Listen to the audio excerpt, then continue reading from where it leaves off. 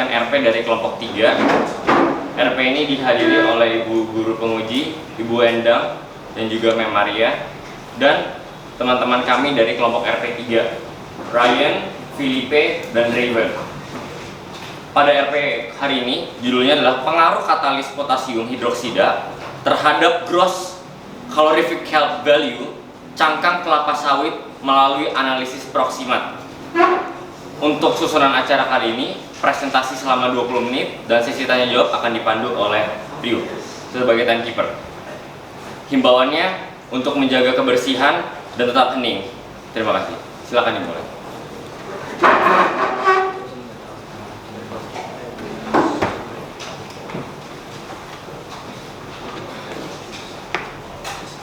Selamat pagi Bu Endang, Mem Maria, Bapak Ibu orang tua dan teman-teman panitia, beserta para penonton yang menyaksikan secara live streaming. Selamat datang di presentasi kelompok 3 RP pada kali ini.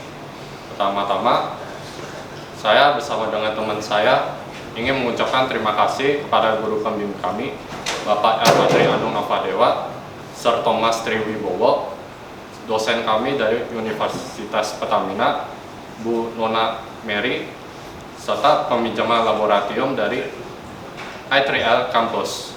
Kami mengucapkan terima kasih atas research ini. Pertama, izinkan kami memperkenalkan diri. Saya Raven William dari kelas 12 IPA 3, absen 29, dan teman saya Ryan Surya. Ryan Surya Komod, kelas 12 A2, absen 30. Ya, Felipe Winneto Teon, 12 A2, absen nomor 11. Untuk hasil research kami yang berjudul pengaruh katalis alkali potasium hidroksida terhadap pembakaran cangkang kelapa sawit melalui analisis proximat. Untuk mengawalnya, kami akan membagi menjadi 5. Pada daftar isi terdapat pendahuluan,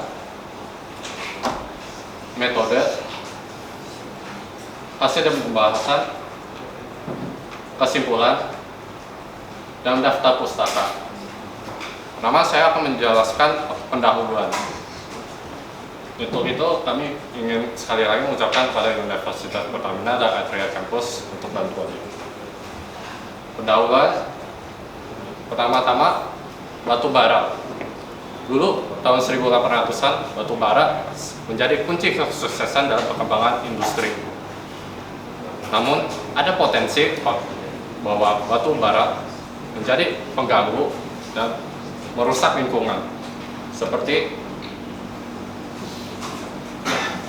merusak bentang alam, menjadi ancaman keanekaragaman hayati, menurun kualitas udara, air, lingkungan, serta mempercepat global warming.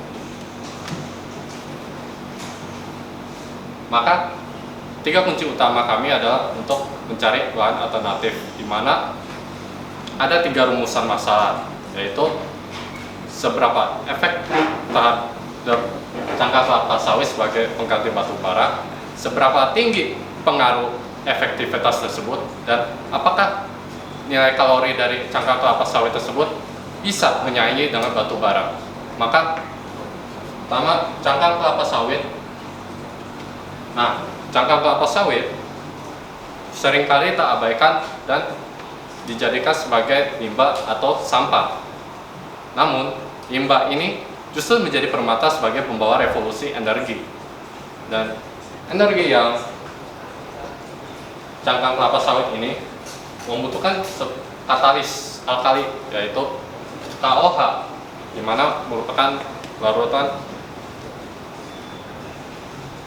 katalis yang larut dalam air dan berfungsi bentuk larutan basah kuat, di mana bisa membentuk nilai konversi yang sangat tinggi dan mampu menyaingi dengan batu bara. Lalu kita membutuhkan gross calorific value untuk mencarinya, di mana kita melakukan analisis proximat sebagai membentuk karakteristik, mencari informasi yang bisa dapat menyaingi batu bara tersebut. Untuk itu, metode saya persilahkan kepada teman saya, Felipe. Baik. Baik, terima kasih atas waktu dan kesempatannya, Raven. Sekarang saya Filipe akan menjelaskan untuk bagian metode. Jadi untuk mengawali metode kami menggunakan penambahan KOH. Di mana dalam penelitian ini kami bersifat kuantitatif, sehingga menggunakan konsentrasi KOH sebagai variabel yang bebas dan juga GCV sebagai variabel yang tetap. Lalu sampel yang digunakan untuk pengujian setiap komponen yakni sebanyak 2 gram untuk setiap sampel. Untuk prosedurnya, pada awalnya CKS yang kami dapatkan harus kami perkecilkan volumenya, sehingga kami harus menghancurkannya menggunakan palu. Namun karena kurang kecil, kami pun menghancurkannya menggunakan blender. Lalu setelah dihancurkan, kami pun merendamkannya ke dalam 4 jenis larutan KOH.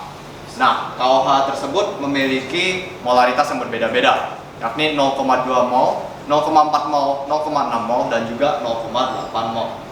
Lalu dengan menyertakan satu sebagai variabel yang menjadi variabel kontrol. Lalu setelah perendaman, kami pun mengeringkan CKS tersebut menggunakan hair dryer agar mempercepat proses pengeringan. Lalu lanjut ke dalam analisis proximat. Analisis proximat dibagi menjadi 4, yakni kadar air, kadar abu, volatile, dan juga fixed carbon. Yang pertama ada kadar air atau moisture. Dapat dilihat dari rumusnya. Dalam moisture ini kami pun menyediakan 5 sampel. Nah, 5 sampel ini memiliki 5 crucible masing-masing. Pada awalnya kami pun menimbang masing-masing dari crucible.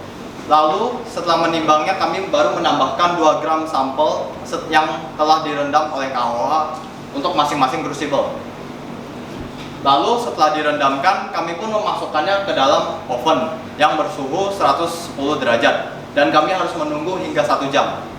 Setelah 1 jam, kami pun mengekstrak sampelnya dan memasukkannya ke dalam sebuah desikator. Desikator ini merupakan sebuah alat untuk menurunkan suhu dari sampel hingga menjadi suhu ruangan. Lalu setelah 15 menit, kami pun baru mengambil sampel tersebut dan menimbangkannya kembali. Hasil dari timbangan sampel akan dikurangi dengan berat dari crucible agar bisa mendapatkan hasil dari massa CKS setelah pembakaran. Lalu dimasukkan ke dalam rumus, yakni massa setelah pembakaran dibagi dengan massa sebelum pembakaran dikalikan 100%. Metode yang sama digunakan untuk kadar abu, yakni sama seperti yang lainnya, menimbang dari crucible dan juga massa sampel. Namun yang membedakan yakni kami pun memasukkannya ke dalam oven yang bersuhu 750 derajat dan kami harus menunggu hingga 1 jam. Langkah selanjutnya pun sama, yakni kami mengekstraknya, memasukkannya ke dalam desikator, lalu menimbangnya. Lalu memasukkannya ke dalam rumus, di mana massa setelah pembakaran dibagi dengan massa sebelum pembakaran dikalikan 100% dan dikurangi oleh moisture. Lalu ada senyawa volatil, di mana untuk kali ini kami memasukkannya ke dalam furnace yang bersuhu 970 derajat Celcius dan kami tunggu selama 7 menit. Lalu mengeluarkannya dan memasukkannya ke dalam desikator, lalu menimbangkannya kembali sehingga memasukkannya ke dalam rumus massa setelah pembakaran dibagi dengan massa sebelum pembakaran dikali 100%. Lalu selanjutnya ada fixed carbon atau karbon tetap, di mana kami hanya perlu memasukkan rumus dari kelima sampel tersebut, yakni 100% akan dikurangi oleh kadar air, kadar abu, dan juga senyawa volatil. Lalu setelah itu kami pun memasukkannya ke dalam rumus GCV, di mana terdapat dalam rumus 25,284 moisture content ditambah oleh 30 kali 572 ash content, lalu ditambah oleh 62,127 volatile matter tambah 138117 fixed carbon, lalu dikurangi oleh 2,890,095 kalori per gram. Berikut merupakan hasil dokumentasi kami, dapat dilihat di sini merupakan furnace yang kami gunakan. Lalu di sini adalah oven, lalu terlihat 5 sampel. Di sini merupakan desikator yang kami gunakan, ada 10 sampel, di mana 5 sampel tersebut kami telah gunakan untuk masukkan ke dalam furnace dan juga masukkan ke dalam oven agar mempercepat waktu. Lalu ini merupakan timbangan yang kami gunakan. Berikut hasil dan pembahasan yang akan dijelaskan oleh teman saya, Ryan. Terima kasih Filipe. Baik, hasil dan pembahasan. Pertama-tama saya akan menunjukkan suatu tabel yang mendapatkan data kadar air, kadar abu yang volatil dan karbon tetap, dan juga akhirnya kalkulasi JCV kita terakhir. Sayangnya kami mendapatkan bahwa data JCV kurang lebih sama dan berada di kisaran 3000 tanpa adanya perbandingan atau gradien bagaimana. Jadi kita mendapatkan tabel, kalau ditaruh dalam suatu grafik dia kurang lebih masih linear dan lurus, tidak ada peningkatan, tidak ada penurunan. Maka dari itu kita menyatakan bahwa perbandingan hasil dari analisis proximat dari semua sampel menyimpulkan bahwa perlakuan perendaman KOH tidak dapat meningkatkan JCV yang dimiliki oleh CKS. Ini melawan dengan rumus hipotesa kami akan apa yang terjadi. Kami katalis KOH dalam teori kita harusnya meningkatkan efektivitasnya. Tapi dalam penelitian yang kami lakukan, kami mendapatkan bahwa ini tidak terjadi. Jadi ada beberapa kemungkinan yang dapat dilihat dari sini. Kemungkinan pertama, variabel yang kita lihat merupakan variabel yang tidak tepat untuk dilihat. Katalis membantu meningkatkan atau menurunkan energi aktivasi sehingga waktu dan energi yang dibutuhkan lebih rendah. Akan tetapi dalam proses analisis proximat, waktu dan suhu yang diberikan sudah cukup tinggi sehingga semua sampel yang kami miliki dari aspek air, kadar abu, kadar volatil serta karbon tetap kurang lebih memiliki data yang sama karena waktu yang dibutuhkan untuk variabel kontrol dan juga sampel dengan perlakuan tertinggi kurang lebih sudah kurang lebih terbakar. Jadi energi aktivasinya sudah dihabiskan semua. Kemungkinan kedua adalah kita tidak menggunakan metode yang tepat untuk melakukan infusi KOH-nya. Dan ini menyebabkan data kami tidak menunjukkan adanya efek dari KOH terhadap JCV KCS. Jadi kesimpulan dan saran kami, rumusan masalah kita pada awalnya untuk melihat apakah JCV CKS dapat dipengaruhi dengan melakukan perendaman KOH. Jawabannya tidak. Ini juga menggagalkan rumusan masalah kami yang kedua dan ketiga. Rumusan masalah kami yang kedua melihat apakah seberapa banyak efektif, dan kita menyimpulkan tidak ada efektivitasnya. Dan ini bukan metode yang dapat digunakan untuk meningkatkan JCV CKS untuk membuat suatu produk yang sebanding dengan batubara tingkat tinggi.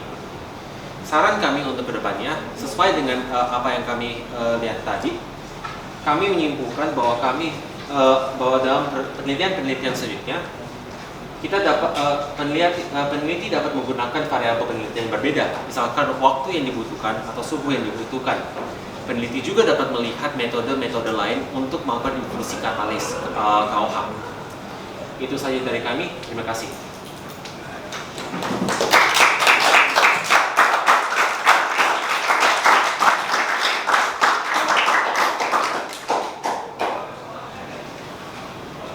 Baik, terima kasih atas presentasinya. Sekarang dari penguji materi, apakah ada tanggapan? Baik, terima kasih untuk waktu yang diberikan kepada saya. Sebelumnya selamat ya, karena kalian sudah berhasil untuk menyelesaikan penelitian ini dan menyelesaikan tulisan ini dengan baik. Ada beberapa hal yang ingin Bu Endang konfirmasi terkait dengan apa yang sudah kalian lakukan. Yang pertama, Wina mau tanya nih.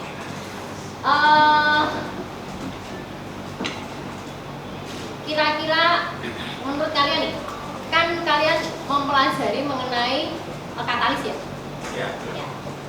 Kalau dilihat dari jenis katalis yang digunakan, ini termasuk katalis asam atau basa? Kenapa kalian memilih katalis ini? Alasannya apa? Saya langsung jawab. Jadi saat kami menelusuri internet untuk katalis-katalis yang bisa digunakan untuk CKS, kami melihat beberapa penelitian yang digunakan. Katalis alkali digunakan beberapa kali, dan kami juga melihat ada katalis lain, tetapi kami akhirnya memutuskan berlanjut dengan katalis KOH. Kira-kira lanjut ya, Mas Lagi. Kira-kira apa dari apa yang sudah kalian jawab gitu ya? Kira-kira kenapa katalis ini itu bisa berperan gitu ya terhadap apa tadi CKS itu? Iya. Kira-kira apa yang mendasari itu? Bagaimana prosesnya ketika katalis ini ditambahkan, kemudian kok hipotesanya itu bisa mengatakan bahwa oh ini nanti akan meningkatkan jumlah kalori yang dihasilkan gitu ya? Iya. Kinerja katalis itu di dalam apa namanya KOH itu di dalam CKS itu seperti apa, kalau bisa dijelaskan, sehingga berdasarkan literatur yang dibaca kemudian kalian bisa menghipotesiskan bahwa oh kalau KOH ini sebagai katalis, nanti si CKS ini dia akan bisa menghasilkan kalori tinggi gitu ya. Nah itu gimana gambaran kerja katalis ini di dalam CKS itu kira-kira seperti apa? Kenapa katalis basa ini dia bisa bertindak sebagai KOH ini dia bisa bertindak sebagai katalis? Jadi dari perspektif kita kami dulu ya, saya tidak akan menjelaskan KOH secara sendiri, itu saya akan dibantu teman-teman saya, tetapi katalis ini kami gunakan untuk menurunkan energi aktivasi yang dibutuhkan, sehingga waktu yang dibutuhkan dan energi yang dibutuhkan turun, sehingga saat proses pembakaran karena energi sama waktu dibutuhkan turun, jadi secara teori dia memiliki dia lebih banyak terbakar istilahnya. Tapi untuk KOH sendiri akan dibantu oleh Riken.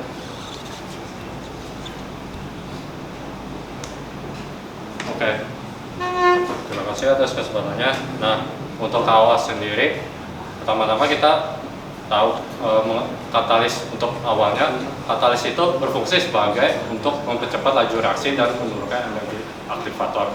Nah, mengapa kami memilih KOH sebagai katalis basa dibandingkan NaOH atau katalis lainnya? Karena katalis KOH itu relatif lebih murah dibandingkan katalis lain, dan banyak penemuan dan riset lain itu menggunakan KOH sebagai katalis. Nah, dari situ kami akhirnya mengambil KOH untuk menguji coba pengaruh cangkang kelapa sawit terhadap batu bara. Seperti itu, Bu. Baik, kemudian kita mau tanya nih, coba buka ya. Halaman ketiga, kalian bisa lihat di situ. Ciri khas reaksi dari katalis adalah proses yang lambat. Namun seiring waktu semakin cepat karena jumlah katalis bertambah. Bisa dijelaskan tidak maksudnya ini bagaimana? Kan dibilangnya prosesnya lambat, tetapi kenapa kemudian makin lama makin cepat karena jumlah katalisnya bertambah? Nah, untuk bagian itu emang pada dasar awalnya itu katalis tidak langsung kayak instan, dia memerlukan waktu untuk sebagai permulaan untuk reaksi kimia ini berjalan. Nah, pada awalnya dia harus berjalan lambat dengan waktu pelan-pelan karena pada dasar katalis tersebut masih rendah. Nah, katalis rendah itu apabila ditambahkan semakin tambah semakin banyak, nah baru waktu katalis itu bisa mempersingkat sehingga dia bisa berjalan dengan cepat. Jadi itu, Bu. Oke, dalam penelitian kalian ini kan kalian menggunakan 5 sampel ya? Ya, betul. Ya, tadi Bu Endang itu agak bingung gitu ketika saya mau melihat tabel. Di situ kan tabelnya ada tipe ya, ada tipe A, B, C, D, E gitu ya. Pada hasil dan pembahasan. Nah, yang kalian maksud A itu kan yang dimaksudkan yang 0 ya? Ya. Yang katalisnya 0 kan? Kemudian yang B itu yang 0,2 ya? Nah, masukan dari Bu Endang itu kalau kalian mau menggunakan A, B, C, D seperti itu, sebelum itu harus dijelaskan dulu. Boleh dijelaskan di metode yang tadi kalian tuliskan 0,0 itu di halaman berapa ya? Bahwa 0,0 itu akan menjadi sampel A, kemudian 0,2 itu sampel B gitu. Ya, jadi orang ketika melihat pembahasan ini kok muncul A, B ini seperti apa gitu. Nah, itu jadi jelas gitu. Jadi tampilan data yang kalian tunjukkan, coba dibuka slide yang tadi, yang hasil dan pembahasan sebelumnya. Nah, ini jauh lebih bisa terlihat begitu. Jadi nanti ini kan kalian jelas nih, oh tabelnya itu hasilnya seperti ini. Jadi variabel M itu ada 0,0 molar gitu ya. Ini kan maksudnya variabel dalam konsentrasi molar ya, ya kan? Iya. Ya, maksudnya variabel itu kan di sini jumlah katalis yang digunakan. Iya kan? Jumlah KOH yang digunakan, variasi konsentrasi KOH yang digunakan sebagai katalis kan? Nah, gitu. Jadi tabel ini menurut Bu Endang jauh lebih tepat kalau mau ditampilkan. Jadi orang bisa langsung melihat kalau A, B, C, D, E, sedangkan kalian tidak menyebutkan itu, menjelaskan itu sebelumnya, kemudian orang akan bingung untuk melihat itu. Ya, jadi nanti bagian hasil ini nanti bisa ditinjau kembali untuk diperbaiki. Nah, kemudian ini apa? Bu Endang boleh tanya nggak? Kan di rumusan masalahnya itu, yang ketiga itu kan, apakah perlakuan ini dapat membuat cangkang kelapa sawit memiliki nilai kalor sebanding dengan batu bara tingkat tinggi? Dari hasil penelitian kalian kan bahwa nilai GCV-nya dari sampel kalian itu dari CKS-nya itu kan ada pada posisi 3.000-an ya. Kalau batu bara tingkat tingginya sendiri berapa? Ada yang sekitar 6.000 ya dinamakan dengan antrasit. Antrasit ya. Antrasit digunakan untuk misalkan dalam proses pemanasan pelelehan besi dalam beberapa industri. Berarti jauh di bawah ini ya. Ini jauh di bawah. Ya. Kan apakah hanya ada satu produk batu bara saja? Maksudnya untuk melihat nilai CGB yang kalau kalian melihat dari batu bara itu ya, hasil olahan batu bara itu apakah hanya ada satu saja antrasit yang kalian sebutkan itu, atau sebenarnya ada hal yang lain yang mungkin bisa mendekati ini? Ada? Kalau cangkang kapal sawit sendiri dinyatakan memiliki nilai kalor yang serupa dengan LRC, low grade coal, itu yang batu bara tingkat rendah yang digunakan untuk pembakaran misalkan dalam beberapa industri, misalkan yang baru-baru ini di Kertasari, mereka menggunakan cangkang kelapa sawit untuk proses pengeringan daun teh. Sebenarnya ini kelapa sawit sudah digunakan ya. Sudah digunakan. Inovasi yang kalian berikan adalah bahwa kalian akan menambahkan katalis di dalamnya, ya kan, supaya menjadi bisa menghasilkan batu bara yang tingkatannya lebih tinggi gitu ya, dengan hasil kalor yang lebih tinggi gitu ya. Tapi dalam kenyataannya ternyata tidak berpengaruh gitu ya. Saya mau menambahkan. Ya, boleh. Pada awalnya kami ingin fokus terhadap torefaksi CKS, akan tetapi karena keterbatasan peralatan, kami berpindah untuk melihat apa yang terjadi jika kita melakukan penerapan secara langsung sebelum pembakaran. Jadi beberapa riset juga melakukan hal yang serupa, maka dari itu kami menggunakan hal tersebut. Untuk penambahan katalisnya sendiri di dalam cangkang itu memang hanya ada satu cara, yaitu dengan perendaman itu, atau memungkinkan cara yang lain? Ada beberapa cara lain seperti yang saya katakan tadi, itu kami menyatakan bahwa metode yang kami gunakan mungkin kurang tepat untuk melakukan dengan analisis proksimat dan pembakaran. Metode lain kami masih belum meninjau dalam penelitian ini. Baik, itu kemudian secara penulisan ya, jadi kalian bisa melihat itu untuk kesimpulan gitu ya. Kalau kesimpulan itu kan menyimpulkan saja gitu. Jadi apa yang tadi menjadi tujuan itu kemudian kalian simpulkan. Jadi di dalam kesimpulan itu tidak perlu panjang-panjang gitu ya, karena itu sudah dijelaskan waktu pembahasan. Jadi jangan bolak-balik. Ya, itu kalau sudah disimpulkan ya sudah. Nah, jangan di pembahasan kalian menyimpulkan. Nah, bisa dilihat ya. Jadi kalau Bunda baca gitu ya, pada pembahasan itu kalian menyebutkan hasil analisis proximal dari suatu sampel menyimpulkan bahwa ini tuh kan baru dibahas ya. Jadi ya jangan disimpulkan. Nah, ketika kesimpulan itu jangan kamu bahas-bahas lagi. Di situ harus lebih jelas gitu. Oh, ini kesimpulannya apa? Seperti itu. Kemudian untuk nanti mungkin Bu Maria akan bisa lebih membahas tentang pembahasannya, gitu ya. Kemudian dari Bu Endang satu lagi deh. Satu lagi.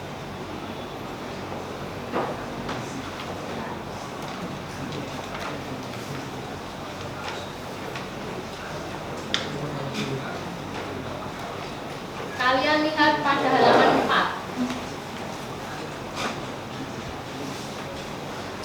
Halaman 4 pada kalimat yang terakhir ya. GCV, HCV atau nilai kalor kotor merupakan jumlah kalor yang dikeluarkan oleh sebuah produk pembakaran saat dibawa ke suhu reaktan, yaitu bahan bakar dan oksidan sehingga mengembun semua uap air. Coba jelaskan kalimat itu maksudnya seperti apa? Baik Bu, jadi ini untuk GCV saya mengutip dari Binser Samfirescu. Jadi sebelumnya saya berikan latar belakang tentang GCV sendiri. GCV merupakan suatu standar yang digunakan dalam industri batubara. Jadi yang dinyatakan adalah seberapa banyak kalor yang dikeluarkan saat pembakaran dibawa kepada suhu reaktannya itu ke oksigennya. Jadi kayak saat dia berada di suhu pembakaran, dia mengeluarkan seberapa banyak kalor. Oke, berarti terkait dengan itu ya, kalor yang berhasil dalam waktu pembakaran. Ya. Baik, dari Bunda cukup itu dulu. Terima kasih. Terima kasih kepada penguji materi Bu Endang, tanggapan yang baik. Sekarang tanggapan dari Ibu penguji bahasa. Oke, terima kasih. Selamat siang para presenter. Selamat ya kalian, saya bernama Philip, atas penulisan kalian. Nah, maaf, sekarang kita mau lihat satu-satu ya. Cuman sedikit kok, tidak banyak. Kita mulai dari halaman 2. Tolong dari halaman 2 di jurnal kalian. Jurnal ya, bukan PPT ya.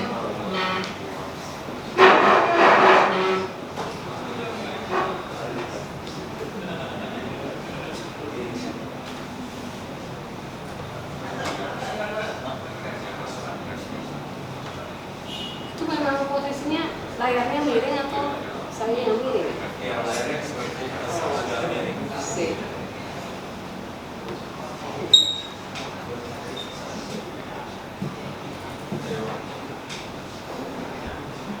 Agak digedein supaya audiens juga melihat.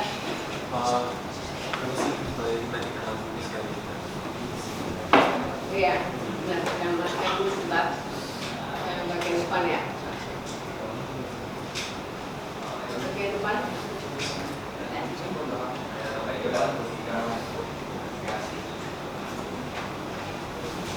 Ya, lagi dikit lagi.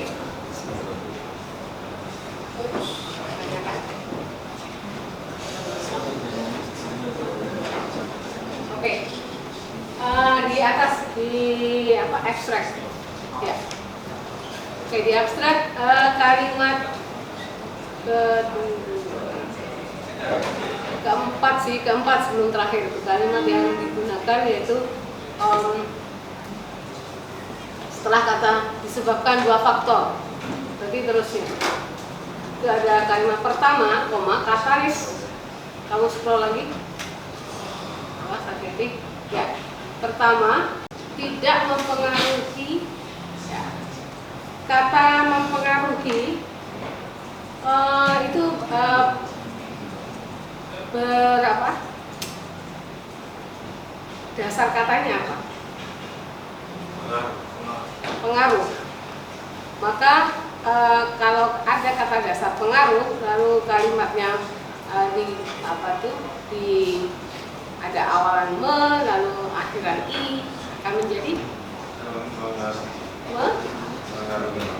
mengaruhi. Jadi p itu lembur ya. Supaya itu ingat. Pelajaran bahasanya tidak dilupakan. Nah, itu mengaruhi. Memang kita terbiasa karena mempengaruhi. Itu mengaruhi. Lalu pendahuluan. Terus ada kata, saya jadi bingung kalimat pertama. Itu batu bara sebagai sumber energi yang dapat tidak diperbarui atau yang tidak dapat diperbarui. Nah, ini saya bingung ya. Apakah karena saya lihat itu kalau secara arti semantiknya itu beda. Dapat tidak diperbarui dengan tidak dapat diperbarui. Mana yang kalian masukkan? Tidak dapat diperbarui gitu kan? Iya. Maksudnya. Oke, gimana kita? Oke. Jadi itu catatannya. Lalu berikutnya. Berarti itu ya, tidak dapat diperbarui ya maksud kalian itu ya. Oke, thank you. Halaman 3. Terus halaman 3. Halaman 3 di paragraf yang atas, kiri atas, kolom kiri atas. Oleh karena itu, penggunaannya, paragraf pertama, kalimatnya terakhir. Nah itu penggunaannya itu. Terus. Nah, ya, stop kiri. Yes, itu. Kata dasarnya apa? Kata dasar penggunaan. Kata dasarnya, kata penggunaannya itu kata dasarnya apa? Guna. Oke. Lalu ditambahin akhiran apa?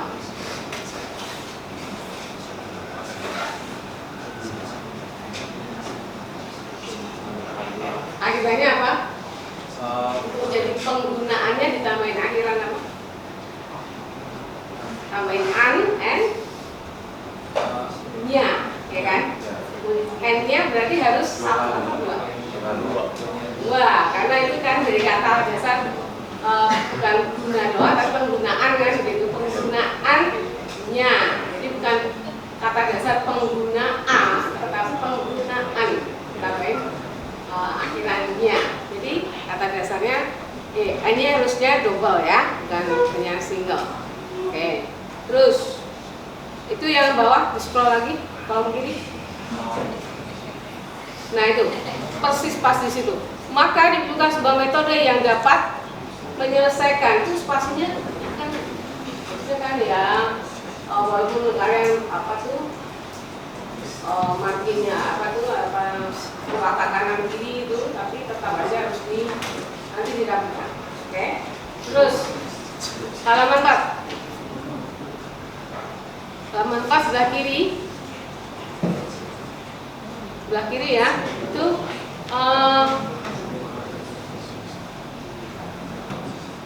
kamu coba lihat di daftar di atas. Itu ada di mana? Ada sebelah kiri itu ada apa namanya itu? Keterangan ya. Yaitu kok yang sebelah kanan itu kok nggak rapi ya? Tahap desorpsi, proses pelepasan produk dari permukaan katalis yang bla bla bla.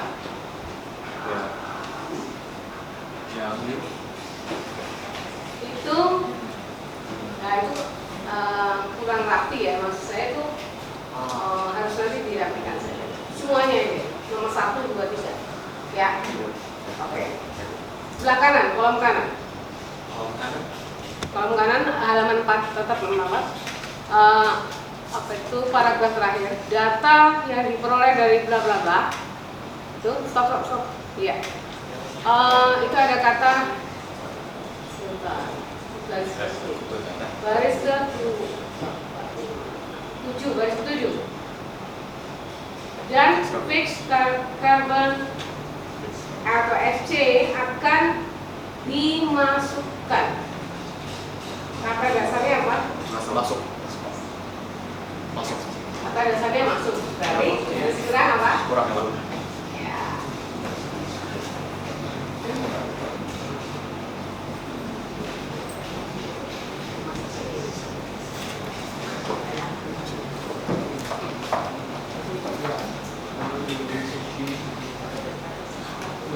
Oke, terus halaman 5.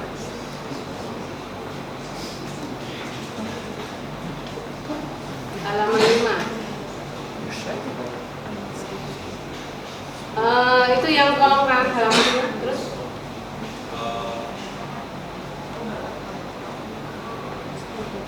ya itu. Nah, itu metode itu kan ada ini apa tuh?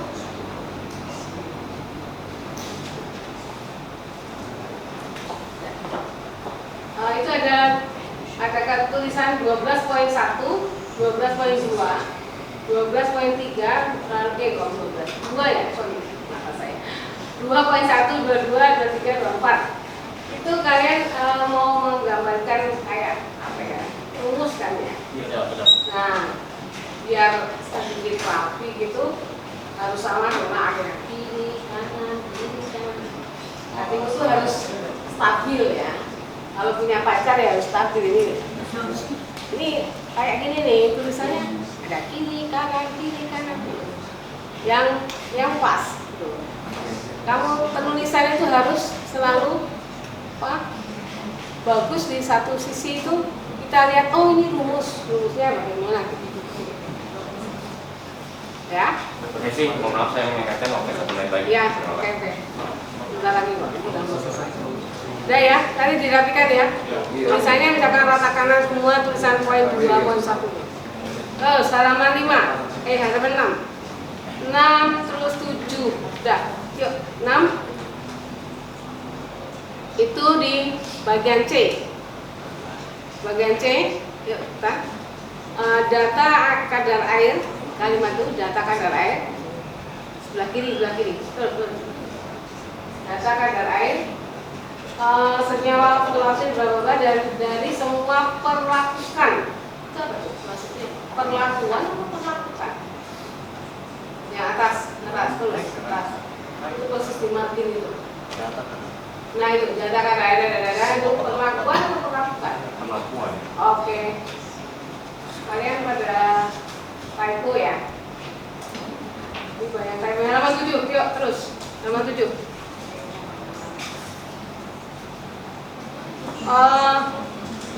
Ini sama di kolom ke kanan terakhir, bagian kanan, mempengaruhi GCV, alinea, paragraf terakhir, paragraf terakhir itu mempengaruhi GCV. Kalian tulis mempengaruhi, nah, oke. Saya kira so far banyak. Mungkin nanti kalau sudah dibetulin ya. Itu saja Pak Moderator, silakan. Baik, terima kasih tanggapannya dari penguji materi. Sekarang saya buka pertanyaan dan tanggapan dari audiens. Silakan.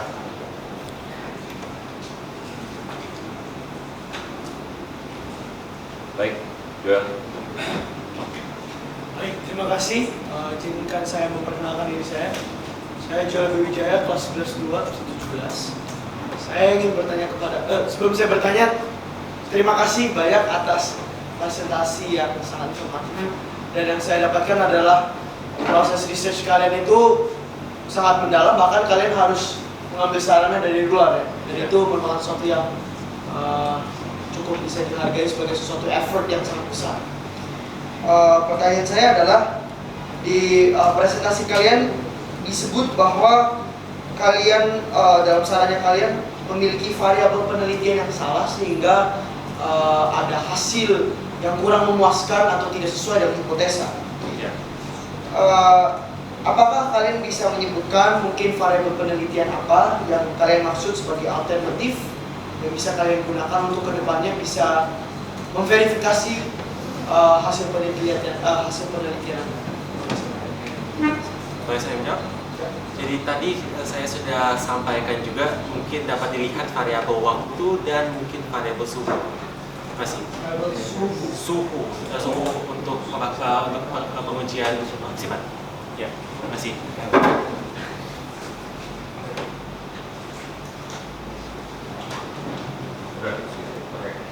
Pertanyaan berikutnya.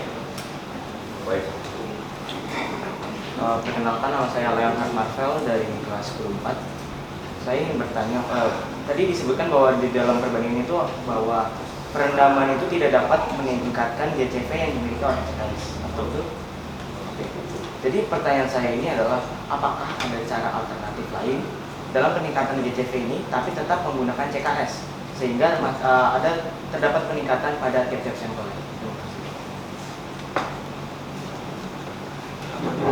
Jadi pertanyaannya itu selain CKS? Enggak, tetap dengan CKS, tapi apakah ada cara lain untuk meningkatkan GCV ini? Tadi seperti saya jelaskan tadi, penelitian ini secara khusus melihat perendaman. Tentu ada metode-metode lain yang bisa dilakukan untuk melakukan infusi KOH sendiri.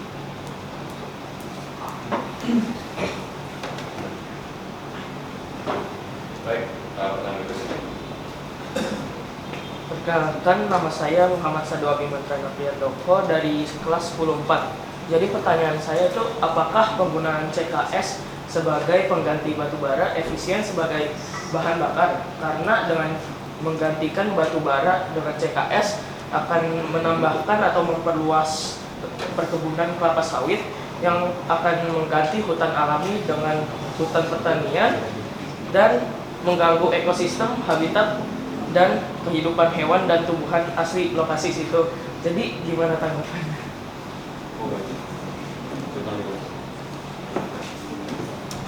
Jadi pertama-tama saya ingin berterima kasih untuk pertanyaannya. Betul, ini merupakan suatu masalah dalam industri kelapa sawit sendiri. Tapi kita harus ingat bahwa kelapa sawit sendiri bukan cuma menghasilkan cangkang kelapa sawit ya. Industri utama yang dimiliki oleh kelapa sawit sendiri itu adalah minyak kelapa sawit. Tentu ada Uni Eropa yang memberikan suatu peringatan terhadap Indonesia mengenai industri kelapa sawitnya, akan tetapi kami mencari cara untuk membantu industri tersebut untuk bergerak pada arah yang betul. Jepang misalnya sudah membeli beberapa ton cangkang kelapa sawit dari Malaysia dan Indonesia untuk membantu pada PLT mereka. Jadi mengenai pertanyaan sustainabilitas dengan memperluas lahan, ini merupakan hal yang kami lihat sebagai bukan signifikan, karena pada akhirnya produk yang dilihat dalam sini adalah produk minyak kelapa sawit dalam kasus tersebut. Dan dalam kasus ini kami mencoba mencari cara untuk mengubah limbah dari proses produksi untuk menjadi sumber energi. Terima kasih. Saya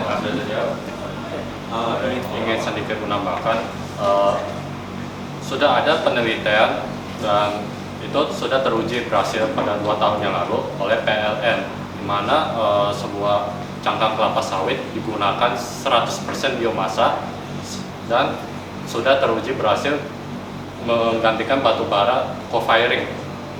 Jadi bisa dikatakan sangat efektif. Itu saja. Baik, apakah sudah dijawab? Ya. Oke. Pertanyaan terbuka untuk 2 pertanyaan lagi.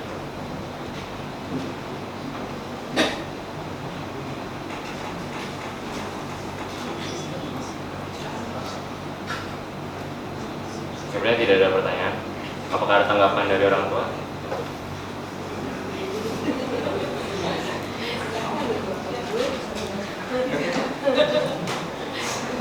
Tidak ada ya? Oke, baik. Kita skip dulu kan presentasi hari ini. Terima kasih semua telah datang. Terima kasih juga kepada para pemateri.